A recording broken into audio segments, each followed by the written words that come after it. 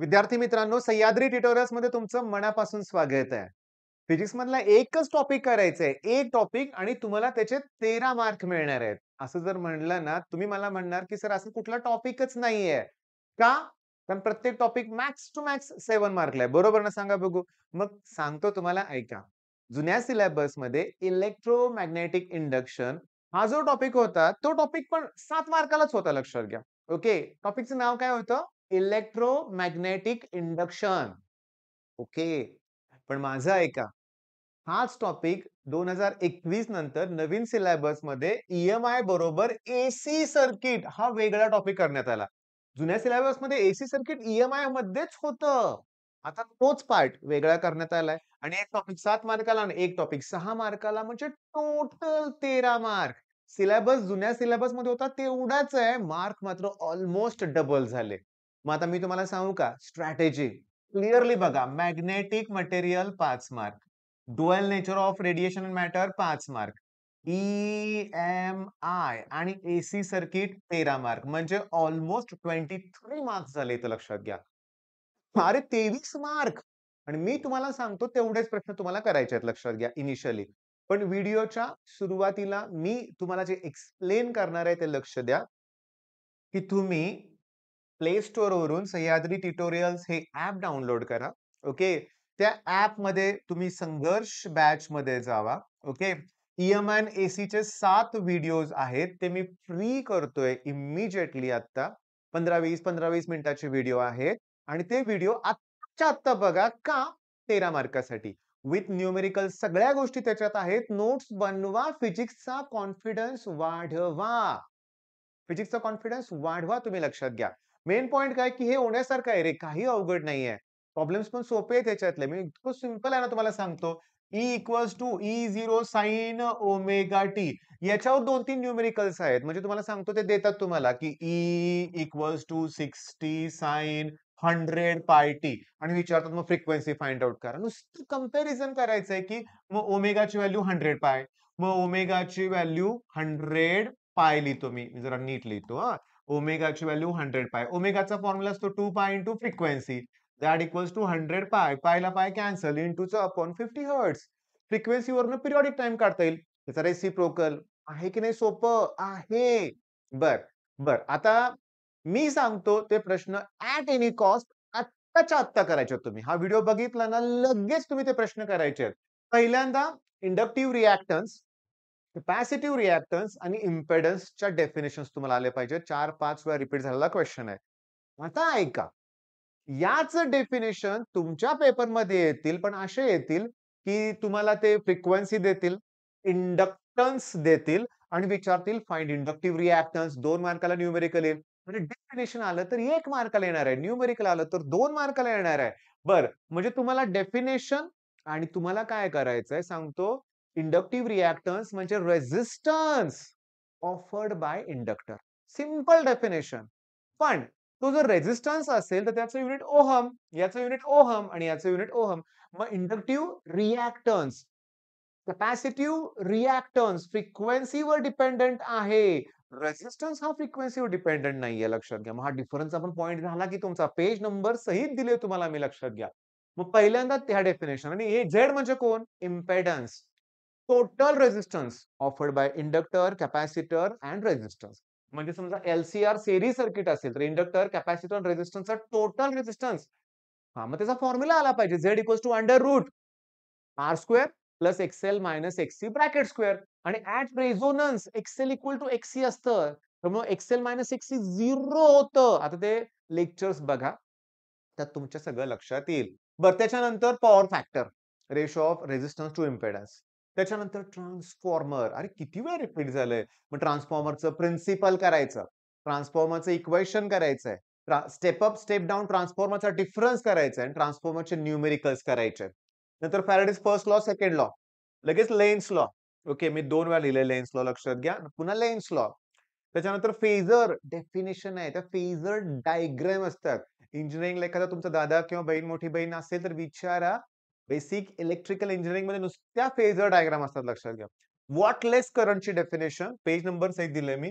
Acceptor circuit, rejector circuit हे resonance मध्ये असणार आहे. त्याच्यानंतर मी तुम्हाला सांगतो आरएमएस व्हॅल्यूची definition, root mean square, coefficient of coupling. Okay, म्हणजे 283 पेजवर डेफिनेशन आहे. सेल्फ इंडक्टन्स, म्युच्युअल इंडक्टन्स बऱ्याच वेळा आलंय. मग एलचं युनिट असतं हेनरी. पण Henry is equivalent to ohm second हे सुद्धा परीक्षेत आलंय. एमसीक्यू रिपीट होतील अशी आशा करू नका. एमसीक्यू रिपीट होतील असं स्वप्न बघू नका. एमसीक्यू कुठल्याही येऊ देत, तुम्हाला फक्त काय करता आलं पाहिजे, की तुम्हाला ते ओळखता आले पाहिजे कन्सेप्ट, त्याशिवाय एमसीक्यू सॉल्व्ह होणार नाहीत बरं का. रेझिस्टन्स रिएक्टन्स हा डिफरन्स करा. आता AC circuit with pure resistor, तिथं पॉवरचं एक्सप्रेशन करा. ई-आर-एम-एस इंटू आय-आर-एम-एस असा फॉर्म्युला आहे. त्यातनं सांगतो इंटिग्रेशन आहे बरं का बाळांनो. साइन कॉसचं इंटिग्रेशन 0 येतं. पुन्हा कॉस स्क्वेअरचं इंटिग्रेशन का साइन स्क्वेअरचं इंटिग्रेशन आहे ते T/2 येतं. त्या व्हिडिओजमध्ये मी घेतलंय. तुम्ही ते बघा. छोटे-छोटे व्हिडिओ आहेत. आज वेळ द्या आणि फॉर्म्युला लिस्ट तयार करा. आता इंडक्टरमध्ये एनर्जी स्टोअरचा formula half L I square, कॅपॅसिटरमध्ये हाल्फ सी व्ही स्क्वेअर. मग एलसी ऑसिलेशनमध्ये दोघं इक्वल असतात. ओके. त्याच्यानंतर ईएमएफ इंड्युस्ड कंडक्टरमध्ये मग बीएल, व्हीएल म्हणजे length of the conductor B. हे पुस्तकात प्रॉब्लेम आहेत. त्या ठिकाणी एक एरोप्लेनचं गणित आहे. त्याचे जे विंग आहे त्याची लेंथ म्हणजे एल घ्यायची. व्ही म्हणजे त्याची व्हेलॉसिटी. बी म्हणजे शोधा हे प्रॉब्लेम एक्सरसाइज मध्ये आहेत. BLV simple formula. त्याचं डेरिव्हेशन पण आहे हो. पण डेरिव्हेशन खूप आहेत. मग हे सगळे डेरिव्हेशन्स आहेत. पुन्हा झेडचा फॉर्म्युला डिराईव्ह करा डेरिव्हेशन्स आहेत. ते पण अवघड नाहीयेत. अवघड नाहीयेत. पण सुरुवातीला माझं काय म्हणणं आहे, एवढं करा आणि एक काम करायचं मग. एवढं केल्यानंतर 2021 पासूनचे सगळे पेपर बघायचे. ओळीनं. आता मी तुम्हाला सांगतो, की 2021 चा एकच पेपर फक्त तुमच्यासाठी मी बघतोय. सप्टेंबर 2021 आणि सप्टेंबर 2021 च्या पेपरमध्ये मला कुठले प्रश्न दिसतायत ते मी तुम्हाला सांगतो. बघा, Faraday's law of electromagnetic induction आहे. ठीक आहे. त्याच्यानंतर मी तुम्हाला सांगतो अगदी आपण ह्याच्यातून गेलो ना आपण अगदी एमसीक्यू पासून जर बघितलं, रेझोनन्स विचारलंय. ॲट रेझोनन्स इम्पेडन्स विचारलंय. आता ॲट रेझोनन्स इम्पेडन्स म्हणजे झेड. जरा सांगतो रे तुम्हाला, की Z equals to under root R square plus XL minus XC bracket square. आणि ॲट रेझोनन्स हे दोघं जर इक्वल असतील, एक्सएल आणि एक्ससी, तर सबट्रॅक्शन 0 होईल आणि झेड इक्वल्स टू रेझिस्टन्स येणार आहे. झेड इक्वल्स टू काय येणार आहे सांगा? रेझिस्टन्स येणार आहे. ओके, बरोबर आहे उत्तर. ठीक आहे. एमसीक्यू 1 मार्काला आले. VSA when is an AC circuit non-inductive at resonance? Inductor कॅन्सलच होणार ना तो. ऍट रेझोनन्स हे पण उत्तर सेमच आहे. At resonance. पुन्हा दोन प्रश्न झाले. त्याच्यानंतर तुम्हाला सांगतो फॅराडेज आलाय law. Faraday's law of electromagnetic induction 2 मार्काला आहे. न्यूमेरिकल आता शोधायला जरासा वेळ लागतोय. की वर्क फंक्शन. वर्क फंक्शन कुठला टॉपिक? वर्क फंक्शन आठवतंय का? ड्युअल नेचर जो करायचाच आहे आपल्याला लक्षात घ्या. सेक्शन सी मध्ये बघूया आपण. इमिटिंग डायोड नाही, capacity, pendulum principle, Bohr's, circular loop, magnetic induction सापडलं. E इक्वल्स टू 200 बघा मी मगाशी बोललो तो तुम्हाला असं दिलंय त्याने. E equals to 200 sine 314.2 t दिलंय आणि काय विचारलंय? त्यांनी विचारलंय कॅल्क्युलेट विचारलं काय-काय बघा सांगतो. मी सांगतो. फ्रिक्वेन्सी तर विचारले. मग तुम्हाला माहिती आहे ना ह्याला आपण अशाशी कंपेअर करणार. E equals to E0 sin omega t. मग ओमेगाची व्हॅल्यू 314.2. ओमेगाचा formula 2 pi F. अरे हे जे आहे ना हे 100 पाय आहे. कारण पायची व्हॅल्यू किती असते? 3.142. मग याला 100 ने मल्टिप्लाय केल्यावर हा नंबर मिळालाय ना. मग किती सिंपल. आपल्या इंडियामध्ये फ्रिक्वेन्सी 50च हर्ट्झ असते. पण थांबा, पुस्तकातला या टाइपचा सॉल्व्ह प्रॉब्लेम बघा. त्यावेळेस तिथं त्यांनी हा पॉइंट दिलेला नाही. मग समजा ओमेगाची व्हॅल्यू 3142 आली, तर ओमेगाची व्हॅल्यू 1000 पाय येईल आणि त्या केसमध्ये फ्रिक्वेन्सी 500 हर्ट्झ येईल. चालेल, प्रिंटिंग मिस्टेक म्हणू नका. पण 500 तर 500 काढा. बरं ठीक आहे. 3 मार्काला न्यूमेरिकल आहे. 3 मार्काचं न्यूमेरिकल 3 आणि 5 6 5 3 आणि 2 5 6 7 मार्क झाले बरं का. तर सेक्शन डी मध्ये okay, self inductance, mutual inductance च्या डेफिनेशन्स. ओके, सेल्फ इंडक्टन्स, म्युच्युअलच्या डेफिनेशन आलेत आणि याच्यावरचं न्यूमेरिकल 2 मार्काला आलंय. बघा मी तुम्हाला सांगतो. Straight conductor is moving with velocity 3 metre per second. चला, व्हेलॉसिटी 3 दिलेली आहे. ओके. त्याच्यानंतर 4.5 इंटू 10⁻⁻5 टेस्ला दिलंय. म्हणजे बीची व्हॅल्यू दिली टेस्ला किंवा weber per metre square. Find EMF नाही ईएमएफ डेव्हलपमेंट दिलंय. 1.35 इंटू 10⁻⁴ ईएमएफ दिलाय, बी दिलंय, व्ही दिलंय आणि विचारलंय काय? Find length of the conductor. 2 mark. आता मला सांगा, आता 13 मार्क कसे झाले बघा बघू. हे न्यूमेरिकल 2 मार्काला. या 2 डेफिनिशन 2 मार्काला. 2 अन् 2 4. Faraday's law 2 मार्काला. 4 अन् 2 6. ओके. हे E equals to E0 sin omega T. ह्याच्यावरचं न्यूमेरिकल 3 मार्काला. E0 sin omega T. 6 3 9 आणि अजून 2 मार्क ते एक एमसीक्यू एक व्हीएसए होते. अजून काय राहिलं का कोणास ठाऊक माझं. पण ते जाऊ द्या. अजून एक पेपर बघूया रे जरा बरं वाटायला लागलंय. आपण मार्च 22 चा पेपर बघूया आपण. कुठले प्रश्न आहेत बघूया आपण एमसीक्यू शोधायला वेळ लागतोय तरी मला थोडासा वेळ द्या. Okay.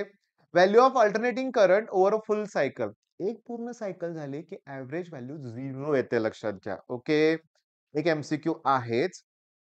Unit weber per metre square equals to tesla असतं बरं का. पण हा टॉपिक वेगळा आहे. आता व्हीएसए मध्ये बघतोय मी. व्हीएसए ओके.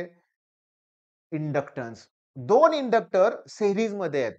म्हणजे इंडक्टर म्हणजे मग हे सीरीजमध्ये असेल तर रेझिस्टन्स सारखा रूल वापरा. त्यांची ॲडिशन करा. 10 मिली हेनरी पुस्तकातली एमसीक्यू आहे ही. पुस्तकातली एमसीक्यू आहे. 10 मिली हेनरी, 20 मिली हेनरी पुस्तकातल्या एक्सरसाइजमध्ये शोधा. तिसरी चौथी एमसीक्यू आहे.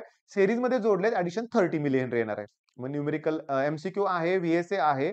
आता 2 मार्काच्या प्रश्नात काय आलंय बघूया आपण मोमेंट ऑफ इनर्शिया यातलं नाहीये. थर्मोडायनामिक्स नाहीये. एन्थ बोर हार्मोनिक्स नाही. मेकॅनिकल नाही. ओके. Electron okay. नाही हे अँग्युलर मोमेंटम आहे. क्षणभर मला वाटलं हेच आहे का बरं का. थांब.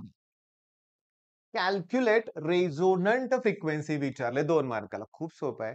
जर तुम्ही एक्सेलचा फॉर्म्युला केला, एक्ससीचा फॉर्म्युला केला, कंपेअर केलं, तर रेझोनंट फ्रिक्वेन्सीचा फॉर्म्युला मिळतो 1/2 pi under route LC.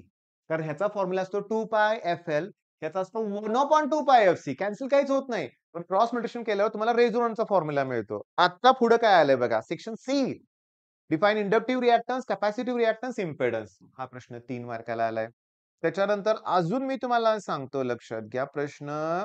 Okay. What is the mutual inductance? परत तोच प्रश्न आलाय. त्याच्यानंतर मी तुम्हाला सांगतो सेक्शन डी मध्ये याच्यावरचा प्रश्न आहे का? डी ब्रॉग्लीज वेव्हलेंथ नाहीये. सेकंड पेंडुलम ह्याच्यातलं नाहीये.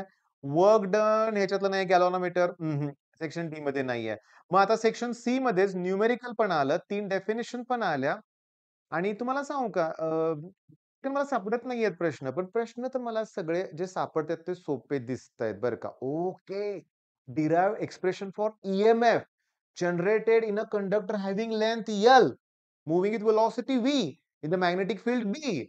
म्हणजे हे डेरिव्हेशन आलंय. सलग रिपीट झालेले क्वेश्चन्स आहेत. मग माझी तुम्हाला रिक्वेस्ट आहे, करा ना हे प्रश्न. हे प्रश्न अगोदर करा.